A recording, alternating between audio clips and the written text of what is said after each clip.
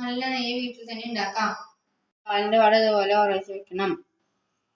10 ദിവസത്തെ പാലിന്റെ പാട ഉറച്ചതാണിത്. മിക്സിയിലിട്ട് അടിച്ചെടുക്കാം. വെള്ളം വെച്ച് അടിച്ചെടുക്കുകയാണെങ്കിൽ പെട്ടെന്ന് വെള്ളം കൂടും. മിക്സിയിൽ അടിച്ചെടുക്കുമ്പോൾ അതുപോലെ വെണ്ണ കൂടി കിട്ടും. നല്ല വെള്ളത്തിൽ കൈകാരി എടുക്കണം.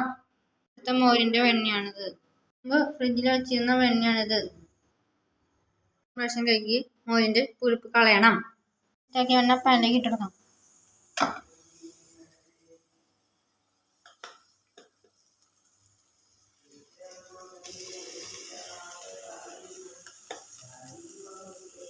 ഒരുക്കാൻ വയ്ക്കുമ്പോൾ തുളസി ചെയ്തില്ല. ഇതിലിട്ടാൽ വെണ്ണയ്ക്ക് നല്ല മണം ഉണ്ടാവും.